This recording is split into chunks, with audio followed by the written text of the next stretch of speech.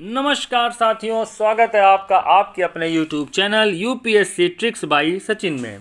तो चलिए UPSC civil सेवा परीक्षा 2022 में पॉलिटी खंड से पूछे गए इस प्रश्न को हम और आप डिस्कस करेंगे और ये सीखने की कोशिश करेंगे कि हम कैसे इस क्वेश्चन को आसानी से टाइम मैनेजमेंट के साथ इफेक्टिवली सॉल्व करके प्रीलिम्स को आसानी से क्वालिफाई कर सकते हैं। तो देखिए, यह प्रश्न हमारा रूल सेम रहेगा। हम सबसे पहले प्रश्न पे एक सरसरी निगाह मारेंगे और यह समझने की कोशिश करेंगे कि यह प्रश्न किस विषय से संबंधित है। तो आप देखिए, आप पाएंगे कि न्यायालय की अवमानना अवमानना अवमानना अवमानना, अर्थात यह प्रश्न न्यायालय की अवमानना से संबंधित है। आप इस तुरंत अपने दिमाग में आपने न्यायालय की अवमानना संबंधी जो भी चीज़ें पढ़ रखी हैं आर्टिकल 129 ऑफ इंडियन कॉन्स्टिट्यूशन, इसको रिकॉल करेंगे और हम इसी बेस पे इस क्वेश्चन को अब हैंडल करते हैं। तो साथियों देखिए, पहला ऑप्शन कह रहा है कि HN सान्याल समिति। देखिए, संभावना है कि आपने इस समिति का नाम ना सुना हो। खैर कोई बात नहीं, हम बिना इसके भी कर सकते हैं। क्या अनुसरण करते हुए न्यायालय की अवमानना अधिनियम 1971 पारित किया गया था। ठीक है, अभी हम इस ऑप्शन को होल्ड पे रखते हैं।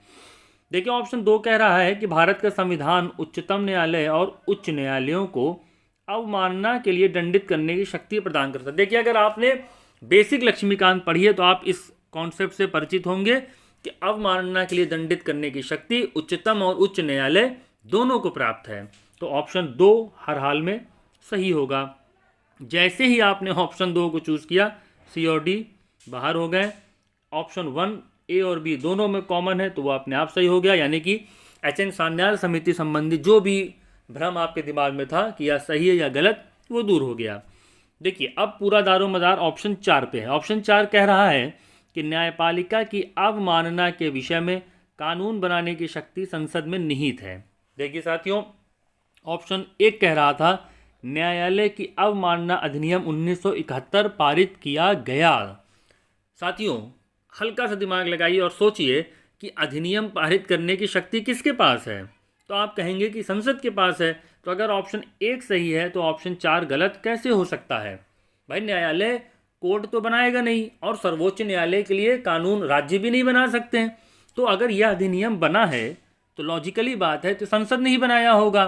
तो अगर ऑप्शन 1 सही है तो उसके साथ चौथा ऑप्शन हर हाल में सही होगा। इसलिए साथियों आप ऑप्शन बी का चयन करेंगे और आप पा सकते हैं 2 अंक। तो साथियों लगातार हमारे साथ बने रहिए, चीज़ों को सीखते रहिए, अपने पढ़ने का कार्य जारी रखिए, अभ्यास करना मत छोड़िएगा। और अगर आपको ये वीडियो पसंद आया हो तो इसको प्लीज़ लाइक करिए, चैनल को सब्सक्राइब करिए। बहुत बहुत धन्यवाद।